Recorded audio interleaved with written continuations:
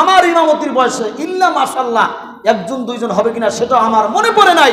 আদৌ পর্যন্ত কোনো মুসলমান কোনো মুসল্লি বলে নাই হুজুর আমি রুকু দেই, দেখেন আমার রুকু হয় কিনা, হুজুর আমি তাসবিহ বললাম, দেখেন আমার তাসবিহ হয় কিনা, হুজুর আমি সূরা পড়লাম, আমার সূরা হয় কিনা, হুজুর আমি তাশাহুদ পড়লাম, দেখেন আমার তাশাহুদ হয় কিনা। আদৌ পর্যন্ত আমার কাছে বলে নাই।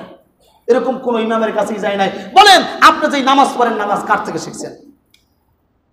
কি উস্তাদ লাগবে না?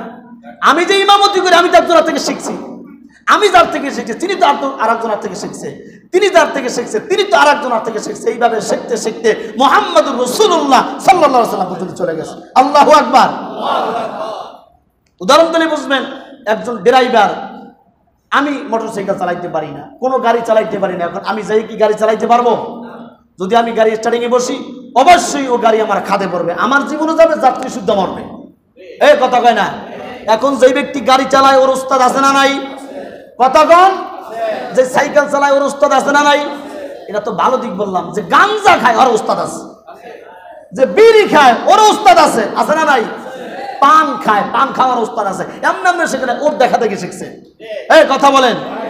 আপনি যে বিশাল বড় পাক্কা মুসল্লি, দাড়ির মধ্যে মেহেন্দি লাগাইছেন, জুব্বাও লাগাইছেন, আপনার রুকু হয় না, সিজদা হয় না, কোনোদিন তো ইমাম সাহেবের কাছে সারেন্ডার করেন নাই, হুজুর দেখেন আমার রুকু হয়নি, সিজদা হয়নি, বরং সামনে ইমামের পিছনে জনমন লাগা লাগছেন, এই হুজুর খেদাই দিব। কথা বলেন ঠিক না ঠিক? কপাল পড়ছে।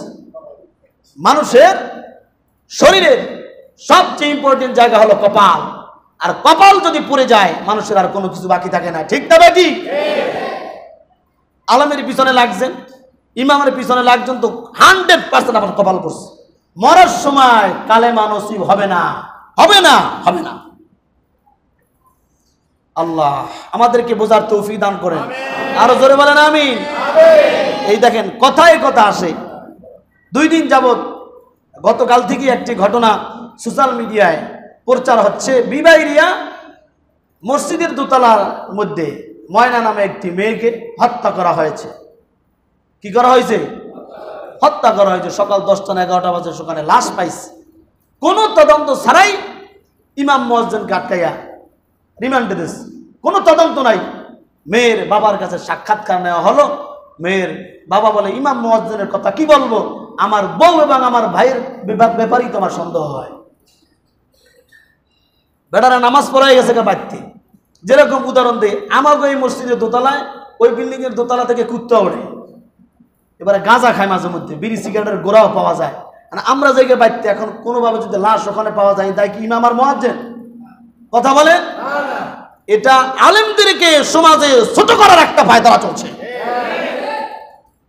অবশ্যই তদন্ত করে দেখবেন 2-1 দিনের মধ্যে ইমাম আর মুয়াজ্জিন বেকিসুর খালাস পেয়ে যাবে। এটার সাথে তাদের কোনো সম্পর্কিত নাই।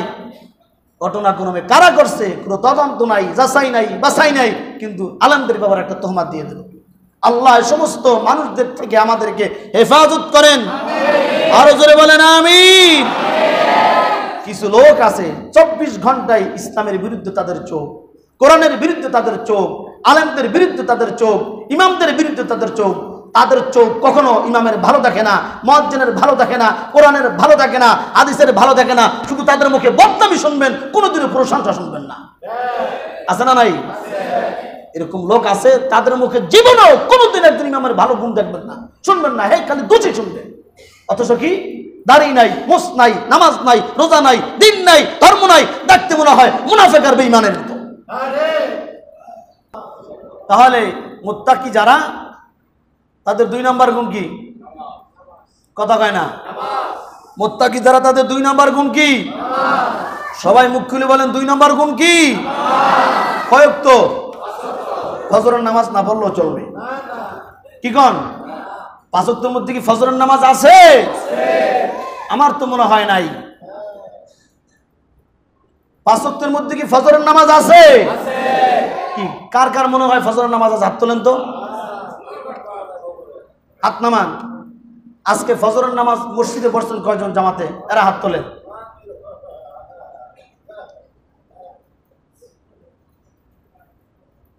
আরে মাদ্রাসা ছাত্র আমি পড়ছি, হাত তোলা লাগবে না।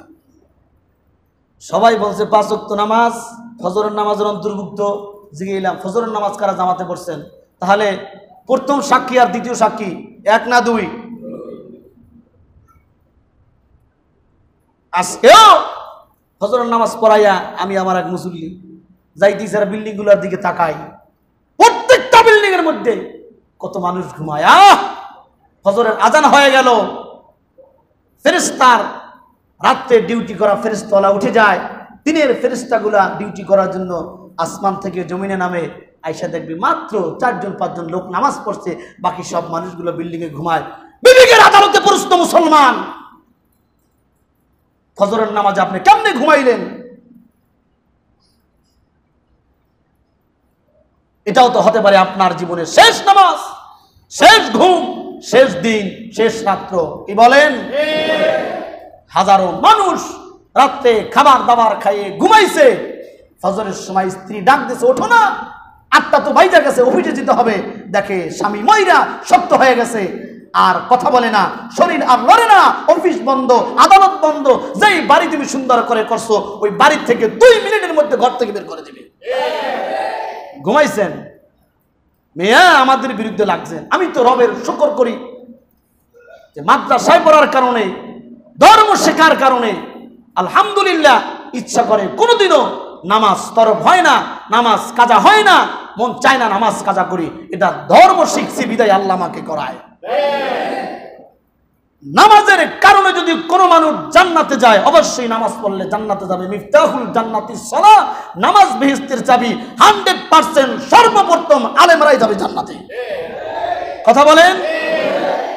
প্রত্যেকটা মসজিদের ইমাম মুয়াজ্জিন কোনোদিন ফজরের সময় জামাত তরক করে না। ওজর ছাড়া লক্ষ লক্ষ মাদ্রাসা ছাত্র কোনোদিনও তাদের নামাজ তরক হয় না, অথচ নামাজের 5 ওয়াক্ত নামাজের শুরুই হয় ফজর দিয়া। কি গণ? 5 ওয়াক্ত নামাজের আপনি অজুহাত দেখাইছেন, এইটা ওইটা, ব্যবসা কোনোদিন বন্ধ হয় নাই। দোকান ঠিক মতো না করলে কাস্টমার আসে না, দোকানে খালি থাকলে, মাল না থাকলে কাস্টমার চাপে না। মাল যত বেশি হয় তত কাস্টমার বেশি হয়। টাইম টু টাইম দোকান খোলা না রাখলে কাস্টমার কয় না, ওই দোকান মাঝে মধ্যে বন্ধ থাকে, যাইয়ে ফিরে আসান লাগে, ওই দোকানে যাব না। তাহলে মসজিদে না গেলে ঠিক মতো তোমার জান্নাতের দরজা কেমনে খুলবে? কথাগণ, ঠিক মতো দোকান না খুললে যদি কাস্টমার না চাপে, দোকানে মাল ঠিক মতো না উঠলে যদি কাস্টমার না চাপে, তাহলে যেই মসজিদ জান্নাতে যাওয়ার মূল দরজা, যেই চাবি, যেই নামাজ জান্নাতে যাওয়ার মূল টার্গেট, ওটা যদি ঠিক মতো না যাও, জান্নাতে যাবা কেমনে? জান্নাতে কেমনে যাবা?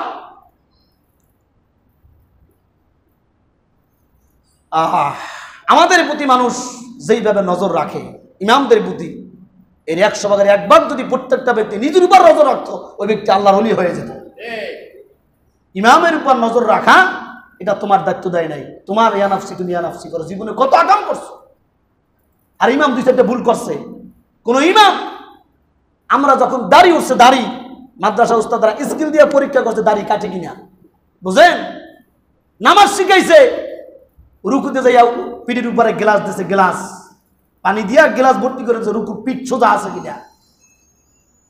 অনেক কষ্ট। আপনারা কোনোদিনও কোন ইমামের কাছে কোনো একটা মাসালা শেখেন নাই, দোয়া শেখেন নাই, সেজদা শেখেন নাই, রুকু শেখেন নাই, শিখছেন শুধু নিন্দা, পরনিন্দা, বদনাম, গীবত, শেখায়েত। আল্লাহর রাস্তায় মাফ চাই, কষ্ট পেন না। এগুলা দুঃখ থেকে বলি, কষ্ট থেকে বলি। হাজারো মানুষ প্রত্যেকটা বিল্ডিং এর মধ্যে, প্রত্যেকটা মহল্লার মধ্যে ঘুমায়, ফজরে কেন আসেন না ভাই? 10-15 মিনিট নামাজ পড়লে নামাজের সময় কমপ্লিট হয়ে যায়, তারপরে কর্মে যান না। আরে মাঝে মধ্যে সবই তো খেয়াল করি, মাঝে মধ্যে আমার সাথে দেখা হয়, দাঁড়িয়ে আছে, মাঝে মধ্যে শুক্রবার হয়, আজানের সময় আমি নামাজ পড়তে যাই, এই দিন না দাঁড়া ভাঙকে যায়, আমার লজ্জাও পায়, দাঁড়িয়ে রেখেছি নামাজের সামনে, নামাজের সময় মসজিদের সামনে যায় যায়, কেমন দেখা যায়, না দাঁড় ভাঙতে ফোনে কথা কথা কইতে তেরাই ভেঙে যায়, মনে করছে চুরি দেয় নাই, আমি দেখা না দেয় কিছু আসা যায় না, দেখবে কি? কথা বলেন? ওই মেয়া দাঁড়িয়ে রাখছেন, মাঝে মধ্যে পাঞ্জাবি পরেন, লজ্জা লাগে না নামাজ না পড়তে? নামাজ আপনি পড়েন না, লজ্জা লাগে না? আরে হিন্দু, বৌদ্ধ, খ্রিস্টান নামাজের সময় মসজিদের সামনে দিয়ে হাঁটে না, যে মুসলমান এখন নামাজ পড়বে, মুসলমান নামাজের সময় মসজিদের সামনে দিয়ে হাঁটে যায়। এই বাজারের মধ্যে হাজারো শ্রমিক সারাদিন পরিশ্রম করছে। আমি নিজে কয়েকদিন দাওয়াত দিছি, টাচ খেলায়, মোবাইলে গেম খেলায়, ভাই নামাজে চলেন, আইতেছি, আস্তে আস্তে কানে বাড়ি দিয়ে মাছের মতো জায়গা কি আছে না নাই? মাছের দল যখন আসে, লারা পাইলে মাছ করে কি, আস্তে আস্তে দল ব্যাংকে একটা দিকে দিকে জায়গা, এখানে বই যারা এই মোবাইলে গেমস খেলে, টাচ খেলে, টাকা পয়সা ভাগ করে, সারাদিন কাজ করছে। ভাই চলেন নামাজে চলি, কজরে আইতেছি যান, আইতেছি গিয়ে যান, এক সপ্তাহ দ্বারা গেছে নাই। মানে হ্যাঁ এমন দাওয়াত দিছে, এমন বিপদে পড়ছে আনাইতে পারবো না। আবার যে যারা অতি চালাক, কজর যেমন আইতেছে, আমার এই লঙ্গি অসুবিধা, পায়জামা অসুবিধা, জামা অসুবিধা, যেটা অসুবিধা ওটা পড়ছো কতই, ওটা পড়ছো কার? মুসলমানের লঙ্গিতে, পায়জামায়, জাঙ্গিয়া কখনো প্রস্রাব লাগতে পারে? কি বলেন পারে? নবী হাদিসে বলেছেন অধিকাংশ মানুষ জাহান্নামে যাবে প্রস্রাবের সিটা থেকে নিজেকে হেফাজত না করার কারণে। খালি প্রস্রাব কইরা ডান্ডা বাড়ি দিয়ে হালাইয়া দৌড় দেন, আবার ডানে বামে তাকান, বসতে হইছে মাশাআল্লাহ বহু। প্রস্রাব করেন কোথায়?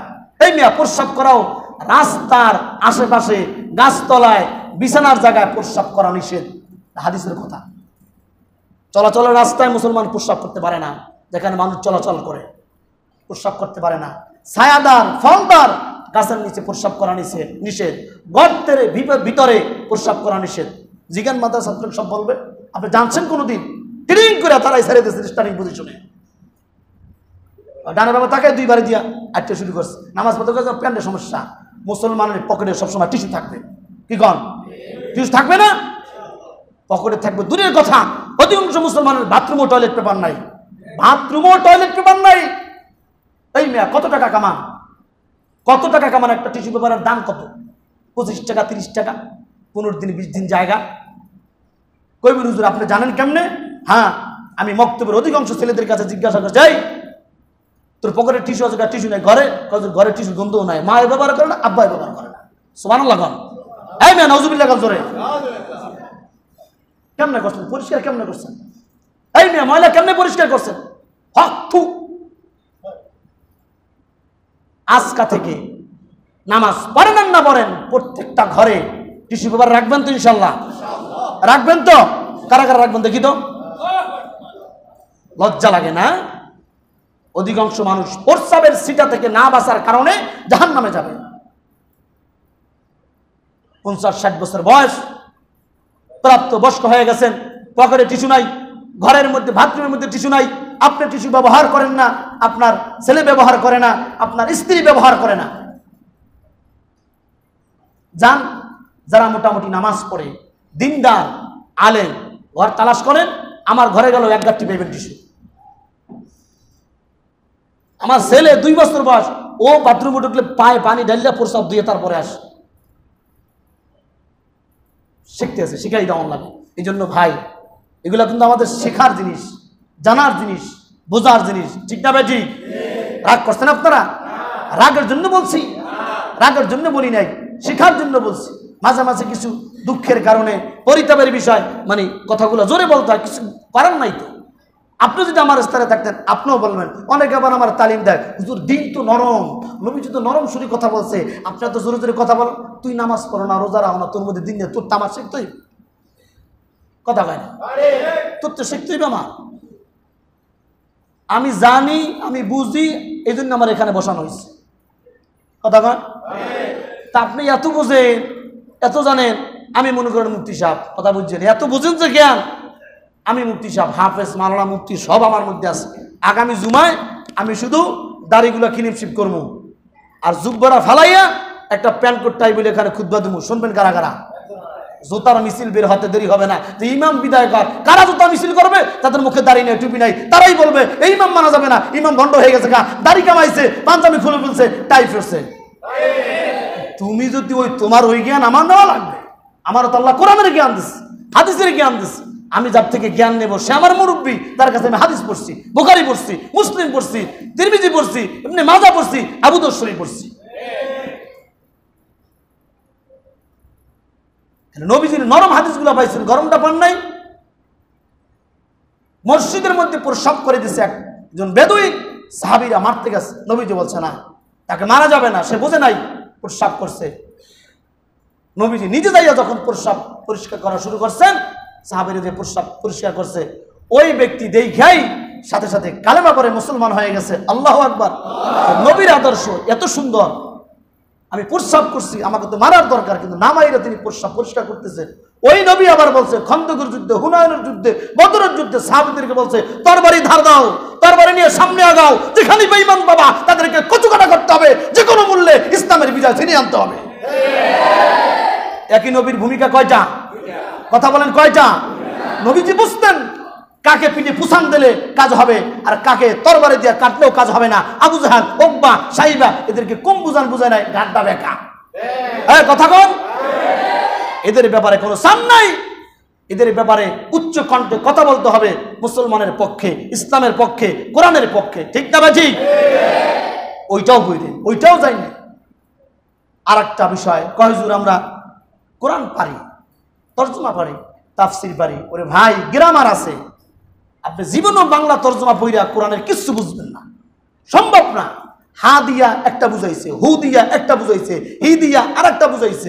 জিরের জায়গায় জবর হইলে অর্থ পরিবর্তন হয়, হার জায়গায় হা হইলে অর্থ পরিবর্তন হয়। এই যে আলহামদুলিল্লাহি রাব্বিল আলামিন, অর্থ কি? সমস্ত প্রশংসা আল্লাহ তাআলার জন্য। এখন এখানে যদি আলহামদু পরে, অর্থাৎ আছে সাকিন পড়ছে জবর দিয়া, আছে আলামিন আন দিয়া পড়ছে আলামিন আলিফ দিয়া, শেষ। আলামিন মানে হলো জাহান, দুনিয়া, আইন দিয়া আলামিন। আর আলামিন মানে হলো বিশ্বাসী। যেরকম আমার নাম আলামিন, আমার নাম আলামিন না।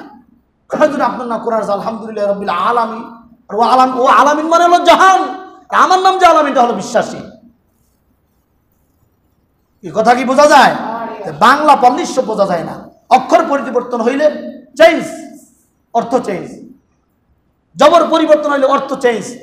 হার জায়গায় হি পড়লে অর্থ চেঞ্জ, আলিফের জায়গায় আইন পড়লে অর্থ চেঞ্জ। এটা একমাত্র সঠিক শুদ্ধ তর্জমা তাফসীর যারা মাদ্রাসায় পড়ছে, গ্রামার পড়ছে, নাহু পড়ছে, সরফ পড়ছে, ফাসাদ পড়ছে, বালাগাত পড়ছে, মান্তিক পড়ছে, তাফসীর পড়ছে, ফিকহ পড়ছে, তারাই পারবে। আমরা বাংলা পড়তে পারেন, তর্জমা মোটাই পড়ে মনে হচ্ছে বিশাল কিছু। নো, এটা আপনার ভুল চিন্তা। আল্লাহ সুবহানাহু ওয়া তাআলা আমাদের সবাইকে সহিহ কথার উপর আমল করার তৌফিক দান করেন। হ্যাঁ, জোরে বলেন আমিন, হাত তুলে বলেন আমিন। তাহলে মুত্তাকিদের 2 নম্বর গুণ কি? কয়েকত ফজরের নামাজে বাদ। ফজরের নামাজ দিয়াই 5 ওয়াক্ত নামাজের সূচনা হয়। এই ফজরের নামাজের ব্যাপারে 10টা হাদিস আছে। কয়টা? একটা হাদিস আপনাদেরকে শুনে আমি বয়ান শেষ করব। একটি হাদিস হলো, নবী বলেন, যে ব্যক্তি এশারের নামাজ জামাতে পড়ে ঘুমাইল, ওই ব্যক্তি অর্ধরাত্র পর্যন্ত নফল নামাজ পড়ার সব পাইল। ঘুমাইছেন না জায়গা রয়েছেন? 2 নম্বরে, ওই ব্যক্তি যদি ফজরের নামাজ আইসা আবার জামাতে পড়ে, সারা রাত্র নফল নামাজ পড়ার সওয়াব। সুবহানাল্লাহ, জোরে কন। এশারের নামাজ জামাতে পড়ছে, অর্ধরাত্র পর্যন্ত নফল নামাজ পড়ার সওয়াব। ফজর নামাজ আইসা জামাতে পড়ছে, সারা রাত্র নফল নামাজ পড়লে যেই সব হবে, ঘুমাইয়া রয়েছে শুধু জামাতে পড়ার কারণে আল্লাহ তাআলা এই সব দান করবে। মুসলিম শরীফের 1377 নম্বর হাদিস। কয় নম্বর হাদিস? 1377 নম্বর হাদিস। এই জন্য আমরা যারা নামাজ পড়ি, আমরা 5 ওয়াক্ত নামাজি জামাতের সাথে পড়ার চেষ্টা করবো। প্রত্যেকটা হুজুর ঘরে পড়লে নামাজ হয় না, না ঘরে পড়লে নামাজ হয় না। একজন অন্ধ সাহাবী নবীর কাছে প্রশ্ন করেছেন, হুজুর আমি তো অন্ধ মানুষ, আমার কি মসজিদে এসে জামাতে নামাজ পড়া লাগবে? নবী বলছেন, তুমি কি ঘর থেকে মসজিদের আযান শুনতে পাও? সাহাবী বলছে, ইয়া রাসূলুল্লাহ, আমি ঘর থেকে আযান শুনতে পাই। নবী বলছেন, ঘর থেকে আযান শুনবা, জামাতে নামাজ পড়া মসজিদে। সুবহানাল্লাহ। অন্ধ ব্যক্তির জন্য সান নাই। আর আমি কানা না, খুরা না, লুলা না, প্রতিবন্ধী না, অন্ধ না, কিছু না, আমার জন্য সান। আল্লাহ আমাদেরকে বোঝার তৌফিক দান করুন।